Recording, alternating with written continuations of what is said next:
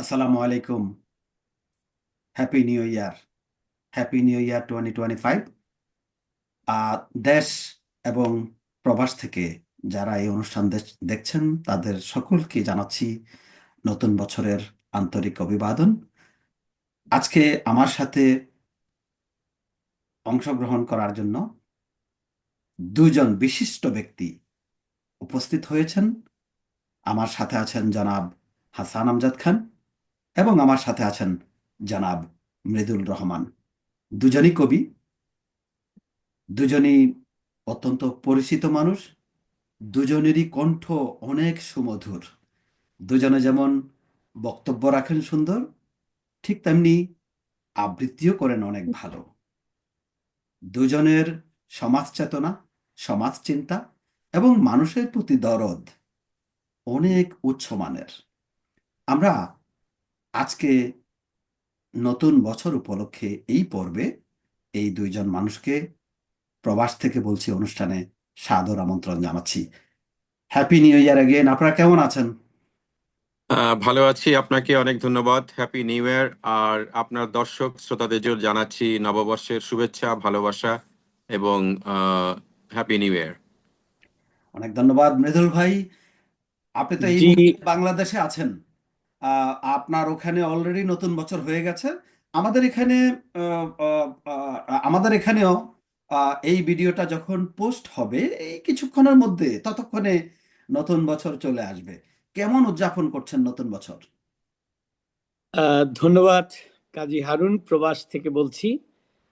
যদিও আমি বাংলাদেশ থেকে বলছি, অর্থাৎ বাংলাদেশ এবং প্রবাস এই দুইয়ের সমন্বয়ে আজকে একটা কথা বলছি আমরা। তো ধন্যবাদ। এবং এই মুহূর্তে যারা প্রবাস থেকে বলছি শুনছেন এবং দেখছেন, সবাইকে অনেক অনেক ধন্যবাদ এবং আন্তরিক শুভেচ্ছা। সেই সাথে নতুন বছর 2025 সালের একরাশ মুগ্ধতা, অর্থাৎ সকালের যে সূর্যটা আজকে আমার দেখবার সৌভাগ্য হয়েছে, যে বাংলাদেশে বসে 2025-এর নতুন সূর্যটাও আজকে এই স্বদেশ ভূমিতে বসে উপভোগ করলাম। তো বাহ, এই যে মৃদুল ভাই, একটা অনুভূতি, আজকের সূর্যোদয়টা কি একটু ক্লিয়ার ছিল? মেঘ কি কম ছিল? না আজকে খুবই ক্লিয়ার। আজকে বাহ। বেসিক্যালি আজকে বাংলাদেশের মানে একটা প্রতিচ্ছবি যেন একটা নতুন সূর্যোদয়ের মধ্যে দেখতে পাচ্ছিলাম। তো খুব ভালো লাগছিল যে নতুন বছরের নতুন সূর্যোদয়টা বাংলাদেশের মাটিতে বসে দেখতে পাচ্ছি। হ্যাঁ, প্রবাস থেকে যদিও অনেকে বলছেন, তবু বাংলাদেশ থেকে এই যে বাংলাদেশের নতুন সূর্যটা দেখার যে একটা অনুভূতি, আসলে অত্যন্ত, এটা কি বলবো, আবেগ আপ্লুত। তো হ্যাঁ, অত্যন্ত ধন্যবাদ। সেই সাথে আজকে যারা শুনছেন দেখছেন প্রবাস থেকে বলছির মাধ্যমে, আমার ব্যক্তিগত পক্ষ থেকে অনেক ধন্যবাদ এবং আন্তরিক শুভেচ্ছা এবং শুভ নববর্ষ বা 2025 সালের এই প্রারম্ভে সবাইকে আন্তরিক শুভেচ্ছা জানাচ্ছি। অনেক ধন্যবাদ মৃদুল ভাই। হাসান আমজাদ ভাই, মৃদুল ভাই বললেন যে আজকে ওনার বাংলাদেশে পরিষ্কার সূর্যোদয় দেখার সুযোগ হয়েছে। আমরা, আপনি কি বলবেন যে এর আগে কি পরিষ্কার সূর্যোদয় হয়নি? মানে বাংলাদেশের অবস্থা কেমন ছিল 2024 এবং এই মুহূর্ত থেকে আগামী বছর আমরা কি ধরনের প্রত্যাশা করছি আসলে বাংলাদেশের সরকার, বাংলাদেশের মানুষ এবং বাংলাদেশের সবকিছু থেকে প্রবাসী হিসাবে কি আশা করতে পারি আমরা এবং কেমন ছিল? Thank you. খুবই একটা ভালো বিষয় হলো যে মৃদুল ভাই বাংলাদেশে রয়েছেন আর আমরা এখানে বসে ভাবছি। তো বিষয়টা হলো যে 2024-এও সূর্য উঠতো, কিন্তু সেই সূর্যের আলো মানুষের কাছে খুবই কষ্টদায়ক ছিল। মানুষ খোলা আকাশের নিচে বসবাস করলেও তাদের দম বন্ধ হওয়ার উপক্রম হয়েছিল। সামাজিক, রাজনৈতিক, সাংস্কৃতিক, আর্থিক সব ক্ষেত্রেই তারা নিষ্পেষিত ছিল। দুঃখ, ক্ষোভ, নির্যাতন, নিষ্পেষণের মধ্যে ছিল। অবশেষে আমরা যেটা দেখতে পেয়েছি যে 16 বছর বা তারও অধিক সময় ধরে যে নির্যাতন চলছিল তার একটা অবসান হয়েছে অগাস্টের 5 তারিখে। আমাদের দেশের ছাত্র জনতার যে একীভূত আহ, আপনি গণবিস্ফোরণ, সেটাতে সেই, আমি যাকে বলি the most notorious lady of the 21st century, তিনি ত্যাগ করেছেন, পালিয়েছেন দেশ থেকে তার দলবল সহ।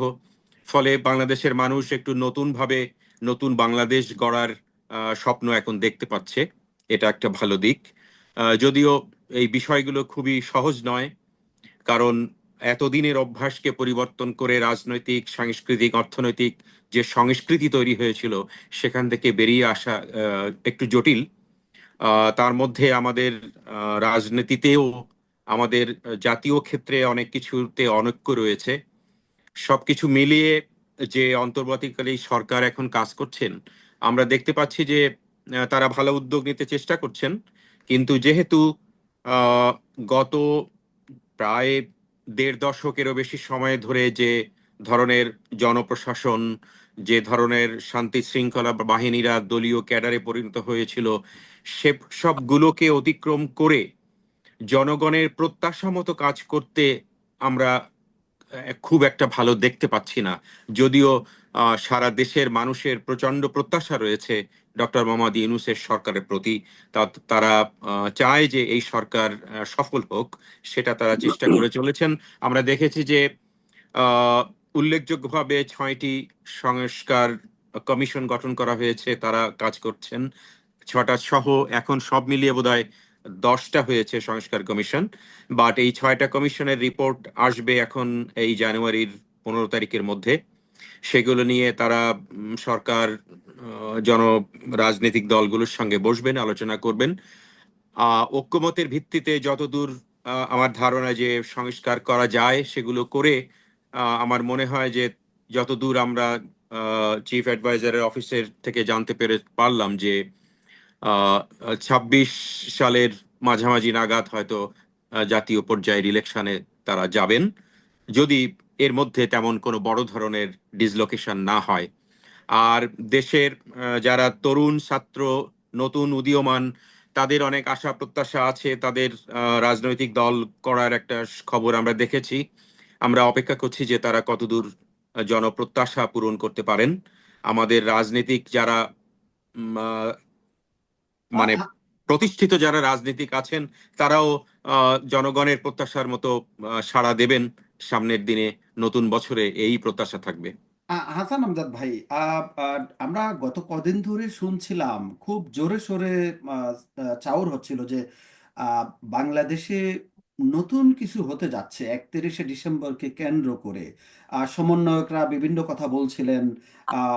আগের সংবিধানকে কবর দিবেন, নতুন সংবিধান রচিত হবে, বিপ্লবী সরকার গঠিত হবে, বিভিন্ন রকমের কথাবার্তা আসলে আসছিল।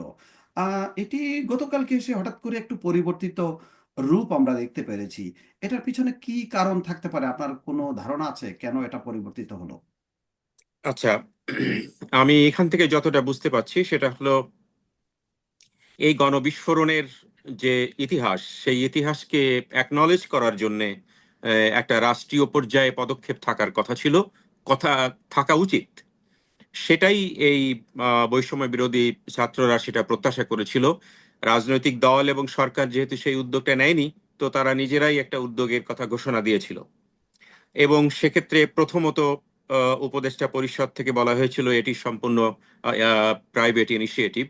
পরে আবার 24 ঘন্টা না যেতেই সরকারের পক্ষ থেকে সেটা জানানো হয়েছে যে যে না, এটা সরকারের পক্ষ থেকেই এ ধরনের অ্যাকনলেজমেন্টের ব্যবস্থা করা হচ্ছে। মানে এই গণবিস্ফোরণ বা ও, জুলাই গণ সেই জন্যই তারা অভ্যুত্থানকে। পিছিয়ে এসেছে, যেহেতু সরকারই তাদেরকে সেই প্রক্লামেশনটা দিচ্ছে, সেজন্য তারা আর সেটি থেকে পিছিয়ে এসেছে। জি, আপাতত সেটাই মনে হচ্ছে। কিন্তু তারা তো আবার সরকারকে একটা আলটিমেটাম দিয়েছে যে 15 তারিখের মধ্যে যদি এটা কমপ্লিট না হয় তাহলে তারা বৃহত্তর আন্দোলনে যাবে। হ্যাঁ, তারা সেটা বলতে পারে। যেহেতু সরকারের তো অনেক রকম দায়বদ্ধতা থাকে, ব্যস্ততা থাকছে, ভুলে যাবে সংস্কারের কাজ আছে, তো এটাও একটা গুরুত্বপূর্ণ কাজ। আপনাকে অনেক ধন্যবাদ হাসান আমজাদ ভাই। আমি একটু মৃদুল ভাইয়ের কাছে যাব। মৃদুল ভাই নিউ ইয়র্কের বাসিন্দা, কিন্তু ঠিক এই মুহূর্তে বাংলাদেশের যেখান থেকে সবকিছু কন্ট্রোল হয় ওই জায়গাটাতে তিনি অবস্থান করছেন, সেই শাহবাগের মোড়। মৃদুল ভাই, আপনি কতটুকু জানেন এই ব্যাপারে? আপনার কি কিছু জানা আছে, আইডিয়া আছে যে কি হচ্ছে আসলে সেখানে? আহ, ধন্যবাদ কাজী হারুন ভাই। আমি একটু ভিন্নভাবে কথাটা বলতে চাই যে বাংলাদেশে নতুন বছরের নতুন প্রত্যাশা নিয়ে আমরা জনগণ, আমজনতা কি ভাবছি, আর দেশে অন্তর্বর্তীকালীন সরকার তারা কি ভাবছে, আর আমজনতার কানে যে সংবাদটি পৌঁছছে সেই সংবাদের ভিত্তিটা কিভাবে তৈরি হচ্ছে। তো আমি এদিক থেকে বলতে চাই যে আসলে আমাদের প্রত্যাশা অনেক, যে কোনো সরকারি আসুক না কেন জনগণের অনেক প্রত্যাশা থাকে, এবং প্রতিটি সরকারই চেষ্টা করে জনগণের সেবা মাধ্যমে তাদের সাংগঠনিক পরিচয়কে মানে তুলে ধরে তারা কিছু করবে বা নতুন কিছু স্বপ্ন তারা দেখাবে। আসলে রাজনীতি তো একটা শিল্প, যেখানে স্বপ্ন দেখানো হয়, স্বপ্ন বাস্তবায়নে বিভিন্ন প্রযুক্তি বা বিভিন্ন ঘরানা তৈরি করা হয়। সেখানে নেতৃত্ব থাকবে, সেখানে একটা সংগঠন থাকবে, সেখানে তাদের কিছু মানে অনুসারী থাকবে।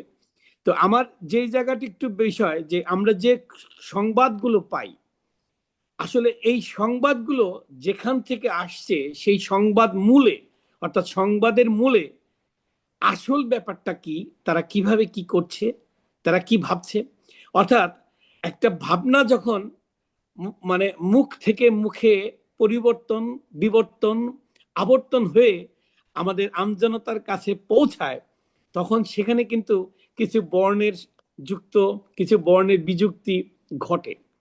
বাংলাদেশের যেটা হচ্ছে সেটা হচ্ছে, এখন বাংলাদেশের প্রতিটি মানুষই ভাবছে তারা একটা নতুন সরকারের, অন্তর্বর্তীকালীন সরকারের অংশীদার। মৃদুল ভাই, একটু একটু যোগ করি সামান্য, মানে বাংলাদেশের মানুষগুলো চায় যে একটা খবরের ভিতরে যতটুকু রং মাখা যায় তাতে করে তাদের জি ভিউটা বেশি হবে, এই কারণে জি আসলে জি জি খবরের জি মধ্যে ভেজাল ঢুকে যায়। জি, এটা আমি খেয়াল করলাম যে এই যে বিষয়টা, যে সংবাদের ভিত্তিমূলে সত্যতা বা বস্তুনিষ্ঠতা কতটুকু তা বুঝবার আগেই আমরা জনগণ যেন কি জানি বুঝে যাচ্ছি, যে কি জানি হয়ে যাচ্ছে। তো এদিক থেকে হয় কি, আমাদের যে নিজস্ব কল্পনা, আমাদের যে নিজস্ব ভাবনা, আমাদের যে নিজস্ব একটা কর্মপন্থা বা একটা প্রত্যাশা থাকে, তার সাথে সংযোগ হয়ে সরকার পরিচালনায় যারা রয়েছে তাদের যে কর্মপন্থা একত্রিত হয়ে একটা মুখ বিবৃতি, একটা এটা একটা সংবাদ প্রক্রিয়া হয়ে যাচ্ছে। তো হাসান আমজাদ ভাই যে চমৎকার কথাটি বলেছেন, যে এই অন্তর্বর্তীকালীন সরকারের যে সংস্কার প্রচেষ্টা, যেটা সেই সংস্কার প্রচেষ্টার জন্য আমি ব্যক্তিগতভাবে বলবো, আমার কাছে মনে হয়েছে যে এই সরকারের আলটিমেট কোনো মাস্টার প্ল্যান সম্ভবত তারা এখনো করে উঠতে পারেনি। প্রতিনিয়ত তারাও বোধহয় এটার আবর্তন, বিবর্তন, পরিবর্তন নিয়ে তারা ভাবছেন, কিন্তু তারা ভেবে একটা মাস্টার মাইন্ড সিদ্ধান্ত আসবার আগেই জনগণ সেটাকে বিভিন্নভাবে ব্যাখ্যা, বিশ্লেষণ, অপব্যাখ্যা, সমালোচনা করে একটা কেমন যেন একটা পরিবেশ তৈরি করে ফেলছে। মানে এই তার বিয়ে, মানে কি মৃদুল ভাই, মানে মানুষ অতিরিক্ত বেশি স্বাধীনতা পেয়ে গেছে, এই জন্য যা হ্যাঁ, খুশি তা বলছে, জি সেটা জি আরো জি জি জি বিভ্রান্তি ছড়াচ্ছে, এটা কি ব্যাপার? জি জি জি জি, মানে মানুষের এই কথা বাক স্বাধীনতার বা বাক স্বাধীনতা প্রয়োগের অতিরিক্ত জিনিসটাই কিন্তু বাক চাতুর্য। মানে বাক স্বাধীনতা অনেকটা এখন বাক চাতুর্যে পরিণত হয়েছে। হারুন ভাই, আমি এটা বলবো যে মানুষ কথা বলার সুযোগ পেয়েছে, হ্যাঁ, মানুষের কথা বলার সুযোগ এসেছে সংবাদপত্রে, বিভিন্ন কিছু। এখন বিষয়টা হচ্ছে যে সবার ভিতরে একটা আতঙ্ক কাজ করছে যে কি হচ্ছে। কোন কোন একজন জনগণ বা কেউ, কোন নেতৃস্থানীয় কোনো ব্যক্তি কিংবা কোনো উপদেষ্টাও কিন্তু যে ঠিক আজকের থেকে আগামীকালের পরিকল্পনা কি সে সঠিকভাবে সঠিক বাক্য প্রয়োগ করে বলতে পারছে না। তার প্রধান কারণ হচ্ছে যে তারা এখনো এটাকে ভাবনা, তার চিন্তাকে, ভাবনাকে প্রক্রিয়াজাত করে সেখান থেকে নতুন কোনো পরিকল্পনায় যাবার মতো সিদ্ধান্ত আসছে না। কারণ হচ্ছে এখানে আমার যেটা মনে হয়েছে যে সরকারের যে কোনো পরিকল্পনা বা সরকারের যে কোনো সিদ্ধান্ত বাস্তবায়নের জন্য যে একটা প্রক্রিয়াধীন একটা চক্র থাকে, সেটা আমি বলবো যে প্রশাসনিক বা জনপ্রশাসন কিংবা বিচার বিভাগ কিংবা পুলিশ প্রশাসন, আমার কাছে মনে হয়েছে চমৎকার একটা সমন্বয়হীনতা। যেটা চমৎকার সমন্বয়হীনতা বলবো, যে বোধহয় কেউ কাউকে বিশ্বাস করছে না, বা কারো কোনো আস্থা বা সিদ্ধান্তের প্রতি বোধহয় কারো কোনো ব্যক্তিগত মানে বিষয়গুলো অতি তাড়াতাড়ি জড়িত হয়ে যাচ্ছে। মানে এখানে নির্দেশ, আদেশ বা একটা সরকার সুষ্ঠুভাবে পরিচালনার জন্য মানে সবাই যেন একটু গা ছাড়া গোছের হয়ে গেছে। এটা আমার কাছে সত্যিকার অর্থে মনে হয়েছে। ফলে খুব এই খুব খুব সরকারের করে সরকার তো বলেছিল যে আমরা সংস্কারের জন্য এসেছি এবং আমরা সংস্কার করব, এটাই আমাদের দায়িত্ব। এরপরে আমরা একটা নির্বাচন দিয়ে চলে যাব। কিন্তু এই যে সংস্কার করতে গিয়ে সরকার বিভিন্নভাবে বারবার বেকায়দায় পড়ছে, এবং সরকারে যারা আছে বর্তমানে তাদের মধ্য থেকেও কেউ অনেকে বেফাঁস মন্তব্য করে ফেলছেন। সেই মন্তব্যগুলোর কারণে জনমনে বিভিন্ন রকমের বিভ্রান্তি সৃষ্টি হচ্ছে। এগুলোকে আসলে কিভাবে কন্ট্রোল করা যায়, এ ব্যাপারে আপনার কোনো পরামর্শ আছে কিনা? আমি আমি ধন্যবাদ হারুন ভাই। আমি শুধু একটা বিষয় বলবো যে বাংলাদেশের মানুষ এতদিন একটা, আমি বলবো যে অনেকটাই বাক স্বাধীনতাহীন ছিল, বা সরকারের কোনো সমালোচনা করবার সুযোগ ছিল না।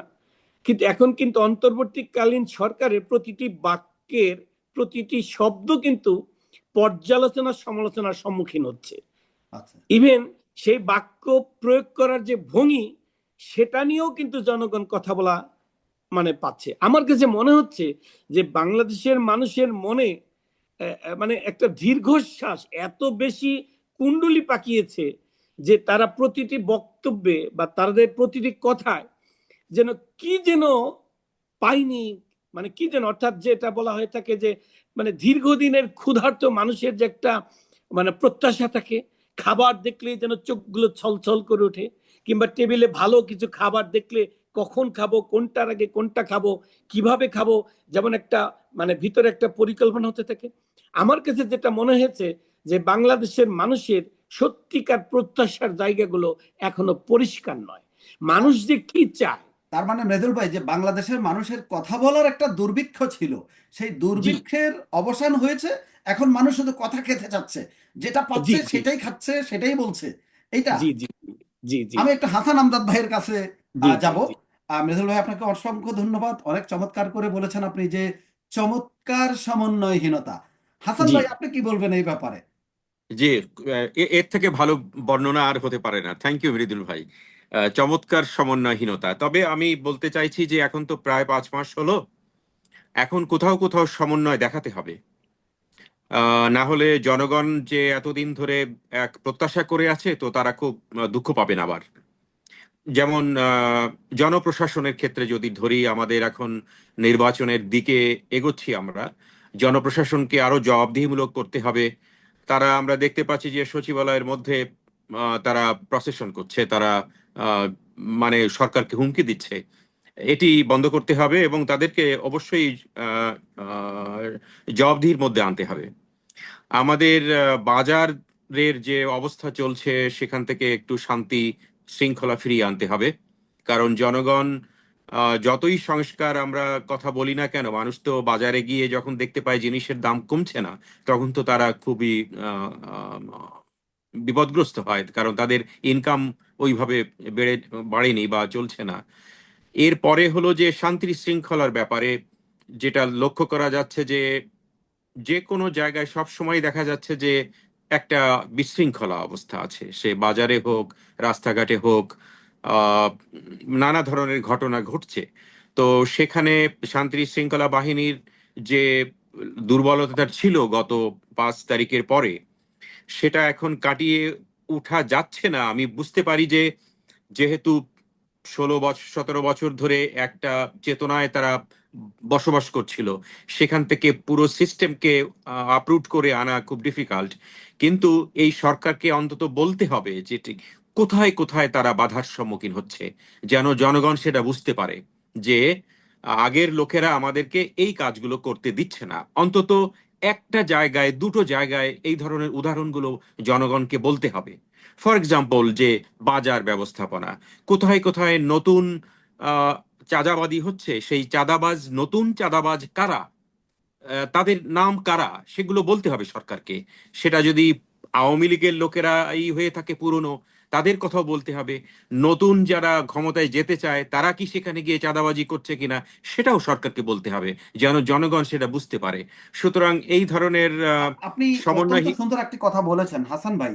এখানে যদি আমি একটা কথা আপনাকে বলতে চাই, বা একেবারে সবার জন্য, যে আহ, যারা ক্ষমতায় যেতে চাচ্ছে, যেসব রাজনৈতিক দলগুলো, তারা কি তাদের নির্বাচনী ম্যানিফেস্টো এখনই ঘোষণা করতে পারে না, যে তারা আসলে কি করতে চায় ক্ষমতায় গেলে?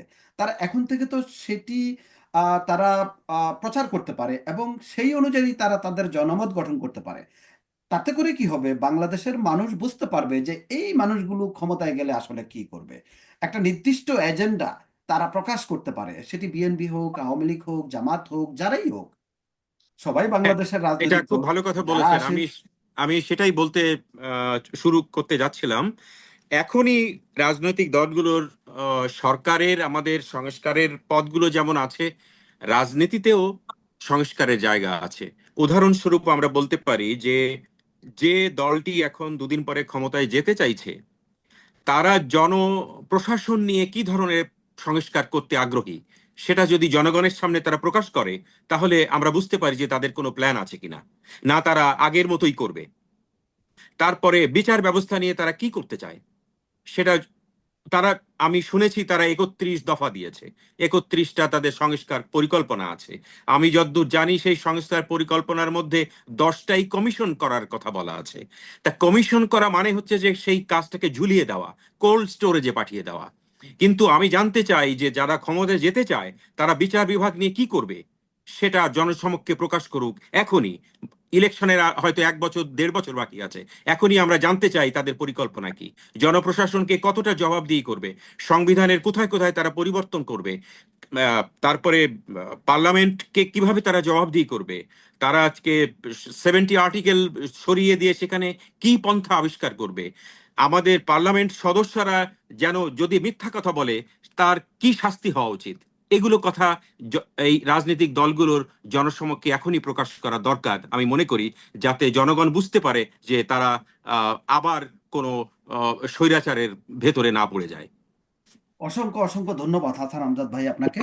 আমরা আহ, ইতিপূর্বে রাজনৈতিক দলগুলো যারা বিরোধী দলে ছিল তাদের কাছ থেকে শুনেছি যে ঈদের পর আন্দোলন হবে, ঈদের পর আন্দোলন হবে। এবং সেই প্রেক্ষিতে আসলে যারা সরকারে ছিল তারা ঈদ শব্দটার বানানটাই পরিবর্তন করার চেষ্টা করেছিল বাংলা অভিধানে। এছাড়া বাংলা অভিধান পুরোপুরি পরিবর্তিত হয়েছে গত সরকারের আমলে, যেগুলোতে আমরা প্রচুর ভুল বানান দেখতে পাই, যেগুলোকে আমাদের কাছে শুদ্ধ বানান মনে হয় অথবা আমরা শুদ্ধভাবে চর্চা করেছি, সেগুলোকেই তারা মানে পরিবর্তিত আকারে সেটাকে ভুল বলে প্রমাণিত করেছে। তা আমরা মৃদুল ভাই এই মুহূর্তে বাংলাদেশে আছেন এবং তার চলাফেরা ঘোরাঘুরি এই মুহূর্তে কানেকশন ওখানে আছে। আহ, মৃদুল ভাই, আপনি কি আশা করেন নতুন বছরে নতুন সরকারের কাছে যে সেই সব ভুলগুলো আসলে আবার নতুন করে শোধরানো হবে, অন্তত ঈদের পরের আন্দোলন আবার আসবে না?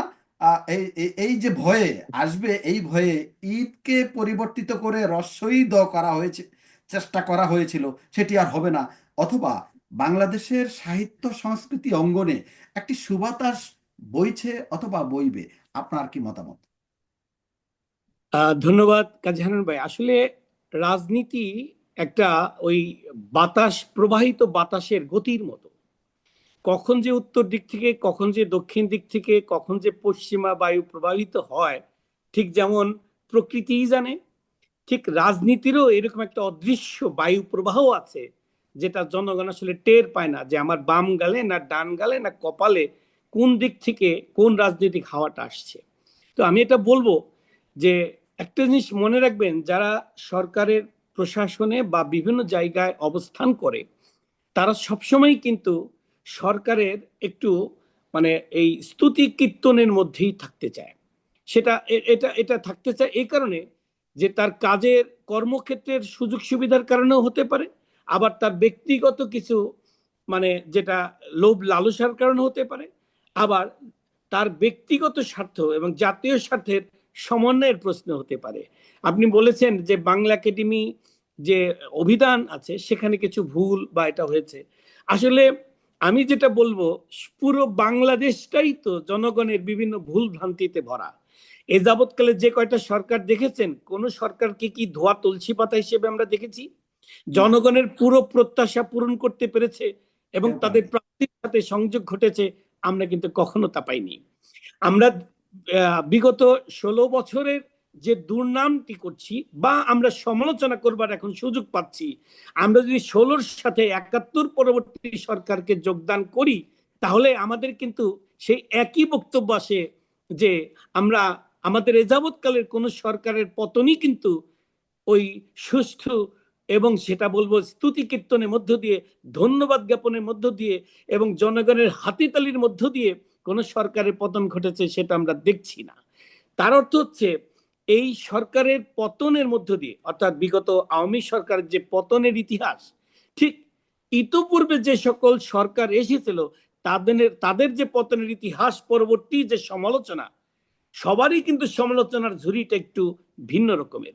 তো বাংলা একাডেমির যে বানান ভুলের বিষয়টা, শুদ্ধ বানানটি কি হবে বা কাদের মদদে হচ্ছে, সেখানে উপযুক্ত এবং বিজ্ঞ লোকের আনাগোনা আছে কিনা, নাকি সরকারের স্তুতি কীর্তন করে এ জাতীয় লোকের সমাগম বেশি ঘটছে কিনা, এই বিষয়টি আসলে একটু অন্যভাবে দেখা দরকার। সেটা হচ্ছে এরকম যে বিগত সরকারের আমলে চেতনাধারী কবি সাহিত্যিকদের যেমন একটু আনাগোনা বেশি ছিল, একটু বিরোধিতা করলেই রাজাকার খেতাব বনে যেত।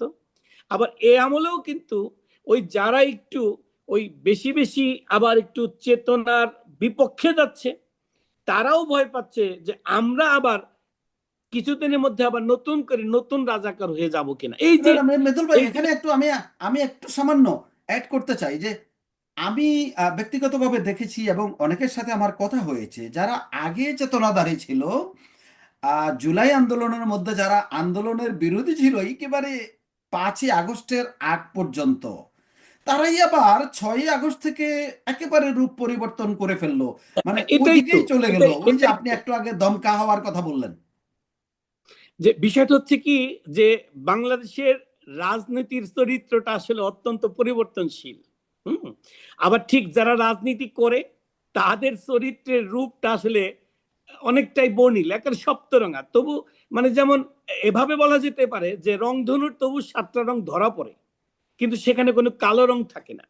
কিন্তু আমাদের রাজনীতির যে রংধনু একটা রং, এখানে কালো রঙের প্রভাবটা খুব তাড়াতাড়ি ধরা পড়ে, অথচ বাহ, কি চমৎকার! কিন্তু কখনো কালো রং থাকে না। কিন্তু দুর্ভাগ্যবশত আমাদের রাজনীতির যে বর্ণিল রূপ, আমাদের রাজনৈতিক নেতাদের যে বর্ণিল রূপ, সেখানে কালো বাদে অন্য রংগুলি একটু লুকায়িত থাকে। সমস্যাটা এখানে। তো আমরা যে জিনিসটা, আমার যে বিষয়টা, আমার হাসান আমজাদ খান ভাইয়ের যে কথাটি আমাদের ভালো লেগেছে, যে আমাদের আসলে প্রত্যাশাটা কি। জনগণের প্রত্যাশাগুলো না শুনে যদি মাত্র ওই ঘরে বসে বসে, তারাও তো মানুষ, আজকে যারা উপদেষ্টা পর্যায়ে এসেছেন বা তাদের সাথে যারা সমন্বয় করছেন তারাও কিন্তু মানুষ, ভুলভ্রান্তি তাদেরও থাকতে পারে। 16 কোটি মানুষের বা 18 কোটি মানুষের জনতার অভিমত, বহুমত বা জনমতকে প্রাধান্য দিয়ে কি ধরনের একটা ব্যবস্থা নিলে যে ভালো হবে সেটাও কিন্তু, যেমন একটা বিষয় আমি ছোট্ট করে বলি, যে সামান্য যে গর্ভজাত একটা মানে মেয়ের কন্যা হবে নাকি ছেলে হবে, তাতে দেখা যায় কন্যা হলে মা খুশি, আবার যদি পুত্র সন্তান হয় বাবা খুশি। তার মানে একই মানে রক্তজাত সন্তানের মধ্যেও মানে শুধু দুটো সিদ্ধান্ত, ছেলে হবে নাকি মেয়ে হবে। মেয়ে হলে বাবা খুশি, ছেলে হলে মা খুশি, এই যে খুশি। তার মানে 18 কোটি জনগণের প্রত্যাশা যদি আমরা ঠিক ওইরকম একটা ছেলে বা মেয়ের মতো মনে করি, কখনোই কিন্তু জনপ্রত্যাশা কখনো এক হতে পারে না।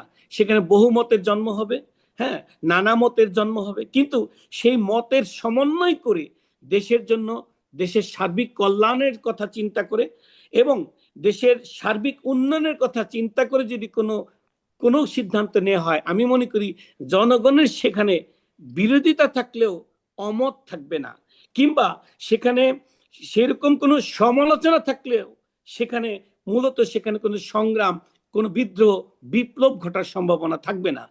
আমরা যে বিষয়টা দেখেছি, একটা জিনিস আমি উদাহরণ দিয়ে বলছি, আজকে বাংলা একাডেমির যে প্রসঙ্গটা তুললেন, সেখানে দেখেন যে বাংলা একাডেমি কর্তৃক এ যাবৎকালে পুরস্কারের বিষয়টি নিয়ে প্রশ্ন এসেছে।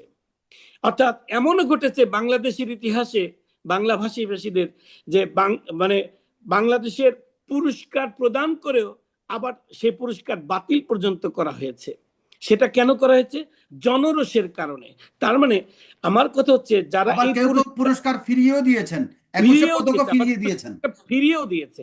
তাহলে আমার কথা হচ্ছে, শুধুমাত্র 11, 12 বা 13 জনের মানে যে একটা পুরস্কার প্রাপ্ত যে ব্যক্তি রয়েছে, তাদের মধ্যেও কিন্তু দেখেন যে তাদেরকে নির্ণয়ের ক্ষেত্রেও একটা ব্যাপার ঘটে যাচ্ছে। তাহলে ডক্টর মোহাম্মদ ইউনূস অর্থাৎ বাংলাদেশের জন্য একটা সম্পদ, তার চিন্তাধারা হয়তোবা বাংলাদেশকে নিয়ে ভিন্ন। এখন প্রশ্নটা হচ্ছে, বাংলাদেশের যে সকল রাজনৈতিক দল ক্ষমতা আসতে চায় তাদের তো সকালে বিকালে সন্ধ্যায় কথার মধ্য দিয়ে শুধু পরিকল্পনা বেরোচ্ছে। আলটিমেটলি তারা দেশের জন্য কি করবে সেটা কোনো লিখিত দলিল হলেও সেই দলিলেরও পরিবর্তন ঘটছে অহরহ। অর্থাৎ কে কি চাচ্ছে, বাংলাদেশের যে রাজনৈতিক দলগুলো গঠন করবে, রাজনীতির জন্য একটা অভিজ্ঞতা দরকার। অন্তত পক্ষে তাদের এই জিনিসটুকু জানা দরকার যে বাংলাদেশের যে সকল রাজনৈতিক দল ক্ষমতা এসেছিল তাদের পতনটা কতটা সমালোচনার মুখী হয়েছিল। অন্তত পক্ষে তাদের এই এই অভিজ্ঞতাটা থাকা আমার মনে হয় প্রয়োজন মনে করি আমি। অসংখ্য অসংখ্য ধন্যবাদ মৃদুল ভাই আপনার কাছে। এই এই যে কথাগুলো এত চমৎকার ভাবে গুছিয়ে কথা বলা, এটি আমি প্রত্যাশা করছিলাম, হাসান ভাই নিশ্চয়ই প্রত্যাশা করছিলেন। আমার আরেকটি প্রশ্ন আপনার কাছে আছে, তারপর আমি হাসান ভাইয়ের কাছে যাব, হাসান ভাইয়ের কাছ থেকে একটি জি জি আবৃত্তিও শুনবো, গানও শুনবো। তার আগে মৃদুল ভাই, আমরা কি প্রফেসর ডক্টর ইউনূসের কাছ থেকে এটুকু আশা করতে পারি, এই যে শিল্প সাহিত্য চর্চা, যে শিল্প সাহিত্যের সুস্থ চর্চাই একটা জাতিকে আসলে সমৃদ্ধি এনে দিতে পারে, জাতি হিসাবে কতটুকু উন্নত জাতি আমরা, সেটার মাপকাঠি বা মানদণ্ড নির্ণয় করতে পারে বিশ্বের দরবারে। এই যে একটি জায়গা, আমি মনে করি বাংলা ভাষার জন্য, বাঙালি জাতির জন্য এই একটি জায়গা হলো সবচাইতে গুরুত্বপূর্ণ। তারপরে রাজনীতি, তারপরে সমাজনীতি, অর্থনীতি, সবগুলো আগে আমাদের যে মানদণ্ড ঠিক করার যে বিচার ব্যবস্থা, এইটাতে তোষামোদী, তেলবাজি, বাণিজ্য, এগুলো কি বন্ধ হবে? ডক্টর ইউনূসের কাছ থেকে আমরা কি এটা পেতে পারি, অথবা আমরা কিভাবে সাহিত্য প্রেমিকরা তার কাছে পৌঁছাতে পারি, এই সরকারের কাছে পৌঁছাতে পারি যে আমাদের এই জায়গাটি পরিষ্কার অন্তত হোক? কারণ এটা যদি পরিষ্কার না হয়, জাতির অন্য কিছু পরিষ্কার হবে না। আমাদের সাহিত্য এবং সংস্কৃতি যদি পরিচ্ছন্ন না হয়, তাহলে আমাদের আর কোনো কিছুই আসলে পরিচ্ছন্ন হওয়ার সম্ভাবনা নেই। এটা কি আমরা বুঝাতে পারবো? তো আপনি একটু যদি বলেন। আহ, ধন্যবাদ কাজী হারুন ভাই।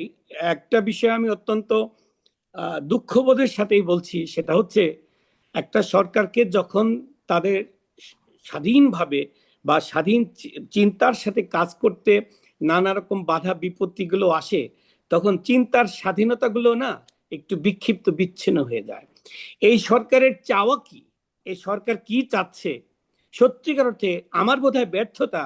এই সরকার যে শিল্প সাহিত্য কিংবা অর্থনীতি কোথায় কি চাচ্ছে, আমার ব্যক্তিগতভাবে আমি বলবো আমি অপারগ, আমি আমি নিজেও জানি না যে তাদের মূল পরিকল্পনাটা কোন মুখী এবং কোন দিকে যাচ্ছে। আমি আপনাকে এই কোশ্চেনটা করার উদ্দেশ্য হলো, সরকারের প্রায় 6 মাস চলে গেল, আমি শিল্প সাহিত্যের ব্যাপারে সরকারের কোনো রকমের পদক্ষেপ একেবারেই দেখিনি এই পর্যন্ত, অথচ এটাই আমি আমাদের বলবো যে সবচাইতে বেশি আশা হারুন ছিল। ভাই, আমিও একটু ভিন্ন ভাবে বলি।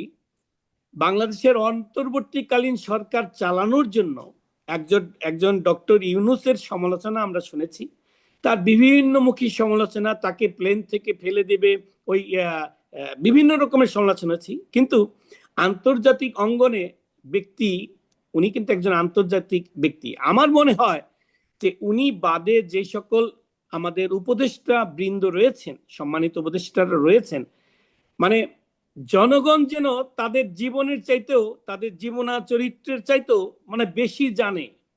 হ্যাঁ, এবং যেটুকু জানে তা আমার মনে হয় যে আলোচনা এবং তাদের সম্পর্কে ভালো জানার চাইতে বোধহয় একটু কেন জানি ব্যত্যয়গুলো একটু বেশি জানে। আমি যেটা জিনিসটা মনে করব, এই অন্তর্বর্তীকালীন সরকারের একটা নতুন দেশ, একটা নতুন বছর কি চাই বা কি চাই না, এক্ষেত্রে এই অন্তর্বর্তীকালীন সরকারও কি যথেষ্ট হয়েছে যে এই দেশটা চালানোর জন্য? আপনি 5 জন মানুষের বাংলাদেশের নাম বলতে পারবেন যারা এই ক্ষেত্রে পারফেক্ট হতে পারে বা এই ক্ষেত্রে তারা একটা পারফেক্ট চিন্তা দিতে পারে? সমালোচনার ঊর্ধ্বে এখানে কেউ কাউকে খুঁজে পাওয়া যাচ্ছে না। অত্যন্ত তাহলে জটিল একটি প্রশ্ন আপনি ছুড়ে দিয়েছেন, আপনাকে হ্যাঁ, ধন্যবাদ। একটু শর্ট করতে হবে মৃদুল ভাই। জি জি জি, আমি ওই হাসান ওই ভাইকে কথাটা বসিয়ে বলছি রেখেছি অনেকক্ষণ, যে সেটা কিন্তু আমার মাথায় যে আছে। জি জি জি, যে শিল্প সাহিত্যের ক্ষেত্রে ডক্টর ইউনূস উনি তো শিল্প সাহিত্যের প্রতি তার শ্রদ্ধাবোধ থাকতে পারে নিজে ব্যক্তিগতভাবে, যদিও তিনি কবি বা সাহিত্যিক নন, কিন্তু এই শিল্প দেশের, একটা দেশের দ্রষ্টা, একটা দেশের স্বপ্নদ্রষ্টা কবি সাহিত্যিক, রাষ্ট্র সমাজের হচ্ছে চেতনার স্বরূপ, একটা রাষ্ট্রের চেতনার স্বরূপটা হচ্ছে কবি সাহিত্যিকরা। একটা তারা দার্শনিকের মতো কাজ করে। বাংলাদেশ না, শুধু বিভিন্ন দেশের বিপ্লবাত্মক ইতিহাস বা ইতিহাসে দেখা যায় এদের ভূমিকা অনন্য রয়েছে। আমরা কি এই অন্তর্বর্তীকালীন সরকারেও এমন একজন কবি এবং সাহিত্যিককে পাবো যার এদেশের মানে মানে সাহিত্যাঙ্গনে তারা এই সরকারকে বিভিন্ন রকমের উপদেশ, নির্দেশ কিংবা পরামর্শ দিয়ে সহযোগিতা করতে পারে? অর্থাৎ আমাদের আমাদের ব্যক্তি চরিত্রটাই হয়ে গেছে হারুন ভাই, যে আমরা শুধু প্রত্যাশা করি, আমরা শুধু আপনাকে সমালোচনা করতে পারি, আপনাকে অসংখ্য কিন্তু ধন্যবাদ মৃদুল ভাই। কিন্তু দিক একেবারেই নির্দেশনা সময় নেই, কিন্তু একেবারেই সময় সরকার নেই। বা আমি দেশকে আপনাকে সহযোগিতা থামাতে করতে হচ্ছে, আমি জি দুঃখিত। আমরা আরো বিস্তারিত আরেকটি প্রোগ্রামে ইনশাল্লাহ শুনবো। আমি একটু হাসান ভাইয়ের কাছ থেকে জি আহ, জি আহ, আহ, আহ, শুনতে চাইবো যে এই যে মৃদুল ভাই বললেন আমাদের তত্ত্বাবধায়ক সরকার অথবা সরকারে শিল্প সাহিত্য অঙ্গনের কোনো মানুষ কি এখন পর্যন্ত প্রতিনিধিত্ব করেছে অথবা করার কি কোনো সম্ভাবনা আছে? যিনি এই মুহূর্তে প্রতিনিধিত্ব করছেন শিল্প সাহিত্যের তিনি না, তিনি হলেন সিনেমার। তো সিনেমা কিন্তু সিনেমা নিয়ে শিল্প সাহিত্য হয় না, অথবা শুধু যদি সাহিত্য অথবা সাহিত্য ঘরানা চিন্তা করি হয় না। আপনার মতামতটা একটু জানতে চাচ্ছি। আমাদের সময় আছে 2 মিনিট, আমি দুঃখিত। Thank you. না, আহ, আমার ধারণা এখনো পর্যন্ত ওইভাবে দেখা যাচ্ছে না। তো আশা করি তো আরো কিছুদিন ওনারা আছেন, নিশ্চয়ই কাউকে ওনারা খুঁজে পাবেন, এই প্রত্যাশা আমি রাখি। আর যেহেতু ইনুস সাহেব তো আমরা জানি যে আইপিএল এর থিম সং লিখেছেন উনি, সুতরাং ওনার ভেতরেও সাহিত্য প্রেম বা সঙ্গীত প্রেম রয়েছে বলে আমার ধারণা বাহ, হয়। উনি নিশ্চয়ই কোনো ভালো লোককে খুঁজে পাবেন। অসংখ্য অসংখ্য ধন্যবাদ হাসান ভাই। আরেকটি আপনার একটি আবৃত্তি শোনার কথা ছিল। আসলে আমি দুঃখিত, আমার সময় স্বল্পতার কারণে সে হুম, আবৃত্তিটা শুনতে পারছি না। মৃদুল ভাই যদি সম্মতি জ্ঞাপন করেন তাহলে 2 দিন পরেই আরেকটি প্রোগ্রাম করতে পারি হাসান ভাই এবং হ্যাঁ, মৃদুল ভাইকে আমি নিয়ে, আমি একটা শুধুমাত্র একটা শিল্প সাহিত্য নিয়ে, সেখানে আর কিছু আমি থাকবে না। আহ, কাজী হাসান ভাই, আহ, আহ, আমি অবশ্যই শুনবো। কাজী হাসান আমজাদ ভাইয়ের কবিতা তো সত্যিকার অর্থে, আমি খুব কবিতা প্রেমিক মানুষ যেহেতু, আমি একটা কথা বলে শেষ করতে চাই, সেটা হচ্ছে যে আমাদের আসলে না গঠনমূলক সমালোচনা করা শিখতে হবে, আমাদের নিজেদেরকেই আসলে পরিবর্তনটা করতে হবে। হ্যাঁ, 30 সেকেন্ড আমরা মৃদুল ভাই। জি জি এটা করতে হবে। আর আমাদের কথা হচ্ছে আমরা আসলে কি চাই, আমরা কি প্রত্যাশা করি, আমাদের সেই প্রত্যাশাটা আসলেই একটু শক্ত, ভিত্তি প্রস্তরটা একটু শক্ত হতে হবে। আমাদের চাওয়ার মধ্যে যদি গন্ডগোল থাকে তাহলে প্রত্যাশা কিন্তু কখনোই আমাদের প্রাপ্তিতে রূপান্তর হবে না। তো এই বিষয়ে আমি বলবো যে বাংলাদেশকে নিয়ে যে নতুন দেশ, নতুন বছর, এই নতুন বছরেও আমরা কিন্তু নতুন মানুষ হইনি। সূর্য আগের মতোই উঠছে, কিন্তু সেই সূর্যটাকে কতটা কুয়াশা মুক্ত দেখা যাবে, কতটা এই আলোচ্ছটায় দেখা যাবে, সেই প্রত্যাশাটা, সেই জায়গাটা কিন্তু জনগণই তৈরি করে দেয়। সরকারে মাত্র কয়েকজন লোক থাকে, কিন্তু 18 কোটি জনতার চাওয়া পাওয়া, তাদের যে প্রত্যাশা, সেখানেও কিন্তু আমার মনে হয় একটা শুদ্ধিতার প্রয়োজন রয়েছে। আমার কাছে এটা মনে হয়েছে। ধন্যবাদ। অসংখ্য ধন্যবাদ মৃদুল ভাই। আহ, আহ, নতুন বছরের শুভেচ্ছা থাকলো, এবং নতুন বছরের শুভেচ্ছা থাকলো হাসান আমজাদ ভাই। আহ, যাবার আগে একটি কথা আমি, মৃদুল ভাই সম্ভবত লক্ষ্য করেছেন হাসান ভাইয়ের ঠিক পেছনে একটি চিত্রকর্ম, আপনি কি জি দেখতে জি পাচ্ছেন?